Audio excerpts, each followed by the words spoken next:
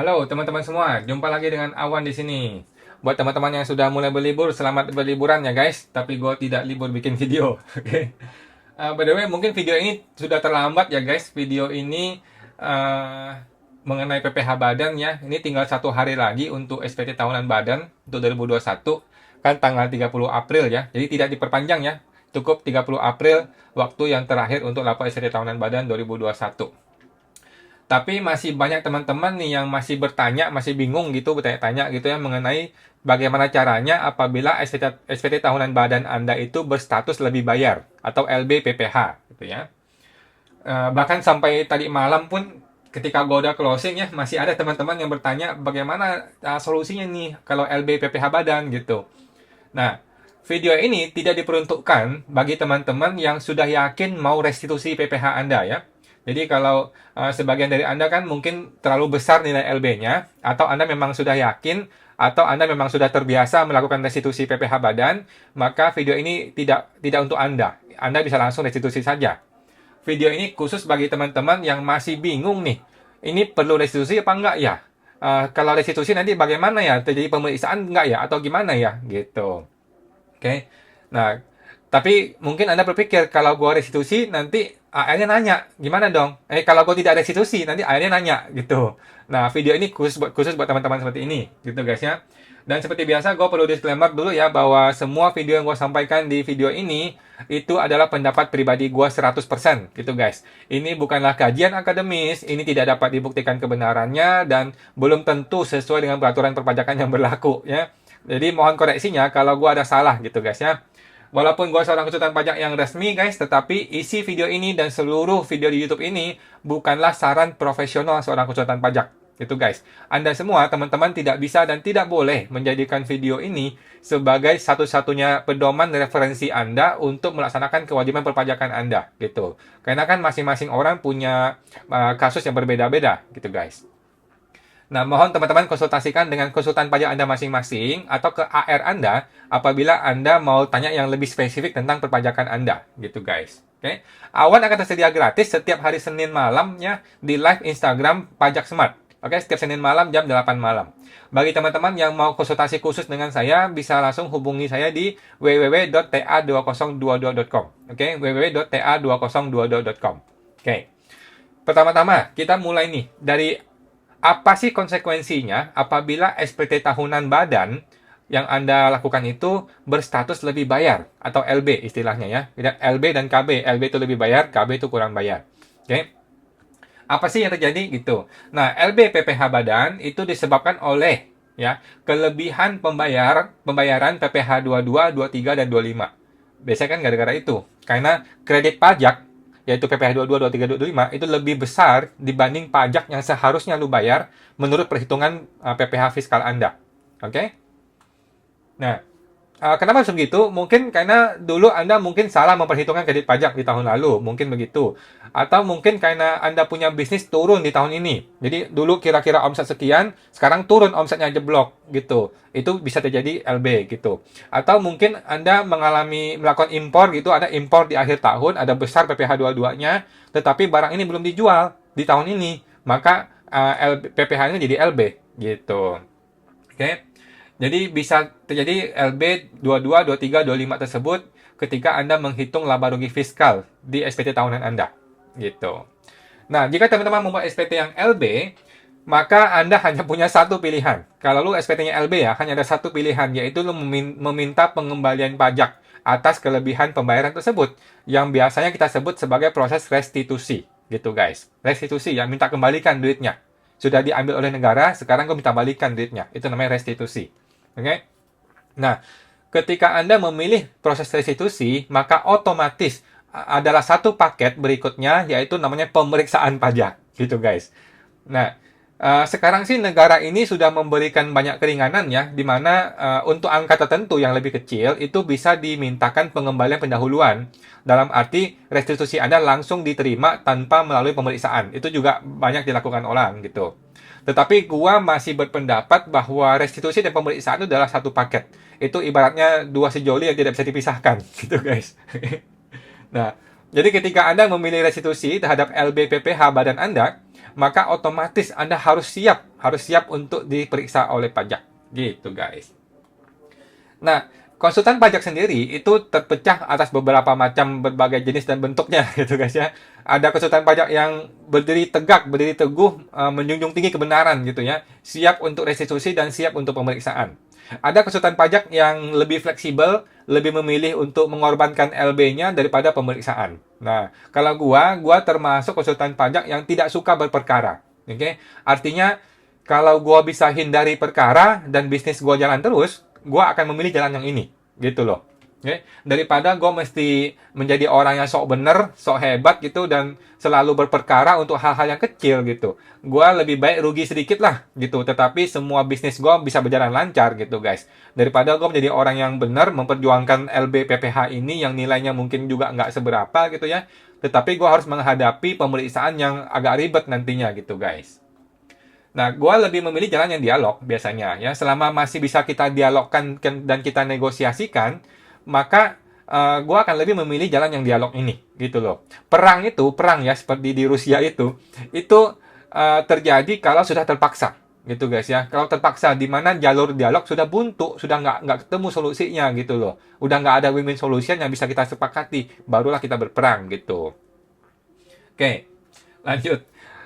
By the way guys, lebih bayar PPh badan itu tidak bisa dikompensasikan ke tahun berikutnya ya. Oke, Anda nggak bisa nih PPh 22, 23, 25 dibayar di tahun ini, Anda pindahkan ke tahun berikutnya, itu nggak bisa. Di PBK juga tidak bisa, Anda kompensasikan juga tidak bisa. Oke, kalau rugi itu boleh. Kalau SPT PPh badan Anda rugi statusnya, rugi ya, rugi SPT badan, itu boleh dikompensasikan ke tahun berikutnya. Oke, tetapi lebih bayar PPh, kredit pajak maksudnya, itu tidak bisa dikompensasikan ke tahun berikutnya. Oke, ini khusus SPT tahunan badan ya guys, khusus tahunan badan. Kalau LBPPN, LBPPh 21, LBPPh yang biasa yang bulanan, itu boleh dikompensasikan ke masa atau tahun berikutnya, nggak ada masalah. Oke, nah, lantas, apa yang akan orang lakukan ketika terjadi LB pada SPT tahunannya? Nah, yang paling umum dilakukan orang itu adalah salah satu dari dua cara ini. Oke, biasanya cuma satu dari dua cara ini. Pilih salah satunya atau kombinasi dua-duanya ya. Yang pertama, yang orang lakukan adalah dia melakukan koreksi fiskal positif terhadap beban-beban yang ada di laba rugi. Oke, sampai tercapai kurang bayar, terjadi KB. Jadi dari mungkin 20 pos beban gitu, ada 1, 2, 3, 4, ada 20 beban, dia potong-potong tuh. Yang mana yang bisa dikoreksi.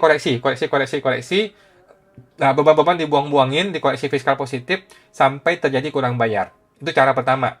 Sedangkan PPh 22, 23, 25-nya semua dikreditkan. Gitu guys. Nah, cara yang kedua itu adalah yang beban-beban tadi itu tetap dibiarkan seperti itu, tetapi kita menjurnal PPh 22 atau 23 atau 25 yang dibayar di muka tadi, yang tadinya kredit pajak, itu dijurnal menjadi beban pajak. Sebagian saja ya, jadi beban pajak. Supaya ini sama seperti beban pajak yang lain, ini sama seperti beban pajak STNK, sama seperti beban pajak PBB, pajak reklame, dan pajak-pajak lainnya gitu, dikumpulin di satu akun itu. Kemudian beban pajak inilah yang akan dikoreksi fiskal positif. Gitu guys. Ya, ingat ya, ada dua cara. Cara pertama mengkoreksi fiskal beban-beban yang banyak itu. Yang kedua, beban itu dibiarin, tetapi yang dikoreksi fiskal adalah beban pajaknya. Oke. Nah, apa pilihan gua? Pilihan gua, kalau klien bertanya nih ya, kalau klien bingung atau teman-teman bingung tanya gua akan menjawab, gua akan memilih cara yang kedua. Oke, ini menurut gua lebih benar, lebih tepat. Kita mengkoreksi beban yang memang seharusnya perlu dikoreksi, yaitu apa? Beban pajak. Gitu. Beban pajak kan memang harus dikoreksi sesuai dengan undang-undang. Gitu. Nah, kalau teman-teman memilih cara yang pertama ya, yang Anda mengkoreksi fiskal terhadap beban-beban yang macam-macam itu, maka akan terjadi koreksi fiskal terhadap beban atau berbagai biaya-biaya yang sebenarnya tidak perlu Anda koreksi. Gitu. Malah jadi aneh-aneh gitu loh. Lu mengkoreksi biaya gaji, lu mengkoreksi biaya konsumsi, mengkoreksi biaya perjalanan dinas, lu koreksi sesuatu yang tidak perlu lu koreksi gitu loh. Oke, lu membuat argumen yang aneh-aneh nanti. Apa argumen lu untuk mengkoreksi beban gaji contohnya? Nggak ada argumennya, jadi agak aneh nanti, gitu. Karena kan ketika kita mengkoreksi fiskal, positif ataupun negatif, itu kita perlu mengikuti peraturannya dong. Ada pasal-pasalnya mesti diikutin, gitu. Jadi malah aneh-aneh kalau Anda mengkoreksi beban-beban itu, gitu guys. Jadi, ketika orang mendapatkan saran dari gua seperti ini, banyak teman-teman atau klien yang ragu-ragu gitu. Mereka takut diperiksa lah, takut nanti ditanya-tanya sama AR lah gitu. Menurut gua ini sih ketakutan yang berlebihan gitu guys. Oke, mari kita bahas nih satu persatu ketakutan-ketakutan yang sering orang alami gitu ya. Ini ketakutan di dalam kepala, imajinasi saja sebenarnya guys. Oke, ketakutan pertama nih ya, orang takut kalau suatu hari AR menghubungi kita, dia bertanya nih, AR bertanya, kenapa nih PPh 23 atau 22 tidak semua dikreditkan? Kenapa dibuang ke biaya? Nah, ada ketakutan seperti itu. Menurut gua ini pertanyaan yang biasa saja guys, gitu kan? AR mempertanyakan seperti itu tuh hal yang biasa. Lu tinggal jawab nih. Gampang aja sih itu jawab aja. Apakah PPh 23 atau 22 itu semuanya wajib dikreditkan? Jawabannya tidak. You know, tidak ada undang-undang atau PMK yang memaksa atau mengharuskan kita untuk mengkreditkan pajak tersebut. Gitu guys. Nggak ada. Jadi bebas gitu. Anda boleh kreditkan, Anda boleh biayakan. Gitu. Sama seperti PPN masukan. Oke, PPN masukan itu sama seperti PPh kan? PPh tadi itu kan. Nah, sifatnya mengkreditkan. Nah, apakah semua PPN masukan Anda wajib dikreditkan? Jawabannya tidak. Ya kan? Bebas. Anda boleh memilih PPN masukan dikreditkan, Anda juga boleh memilih PPN masukan tidak dikreditkan. Itu bebas pilihan Anda, gitu loh, dengan berbagai alasan, gitu. Oke? Nah, yang kedua, ada ketakutan dari wajib pajak, takut nanti ketika ditemukan ada PPh 23 yang tidak dikreditkan, takut akan dianggap ada tambahan omset yang belum dilaporkan. Nah, ini sering terjadi guys, ini sering terjadi ya. Karena gini, AR Anda kan tidak tahu kondisi perusahaan Anda, ya dong. AR Anda tidak tahu bagaimana Anda menjurnal ABCD gitu ya. Jadi gampang saja dia ketika dia menemukan ada PPh 23 22 yang tidak dikreditkan, maka dia menduga, ya kan? Menduga adanya kredit pajak yang tidak dikreditkan ini, maka ada potensi omset yang belum dilaporkan.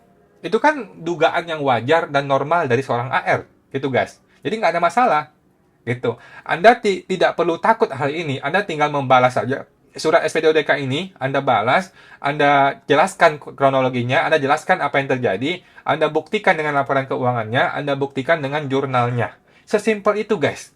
Ini hanya masalah komunikasi saja, santai saja. Gitu. Oke. Ketakutan yang ketiga, orang takut akan terjadi pemeriksaan. Nah, gimana nih kalau gua tidak kreditkan, nanti gua diperiksa. Nah, ini juga ketakutan yang berlebihan gitu, guys. Berlebihan, tidak masuk akal, oke? Gini, guys. Gue jelasin ya, petugas pajak itu bukan orang nggak ada kerjaan gitu guys. Petugas pajak itu sama seperti Anda, sama seperti saya, tapi mereka tuh lebih ribet, lebih sulit kerjaannya. Oke, mereka itu orang yang sangat sibuk banget ya. Satu KPP itu pegang berapa ribu klien, berapa ribu wajib pajak gitu loh. Mereka menghandle banyak sekali wajib pajak di wilayah dia gitu loh. Bahkan di satu divisi aja bisa beberapa ribu klien wajib pajak maksudnya gitu guys. Oke, jadi lu nggak usah takut, lu tidak akan diperiksa gara-gara ada PPh 23 atau 22 yang tidak dikreditkan. Nggak akan gitu. Bahkan dalam karir gue belum pernah mengalami hal seperti itu gitu loh. Belum pernah ada orang diperiksa dengan alasan ada PPh-nya yang tidak dikreditkan gitu. Lucu gitu ya. Nah, orang pajak itu akan melakukan pemeriksaan apabila memang worth it gitu. Artinya memang dalam arti ada potensi pajak yang sangat besar yang mungkin bisa didapatkan apabila kita melakukan pemeriksaan. Gitu guys. Oke? Dan kredit pajak yang tidak dikreditkan itu bukanlah salah satu indikasinya gitu guys. Justru kalau dia periksa, dia paksain Anda kredit pajak dikreditkan, negara bisa rugi. Karena kan dia malah mengembalikan uangnya, malah direstitusi, kan rugi negaranya. Gitu guys. Oke.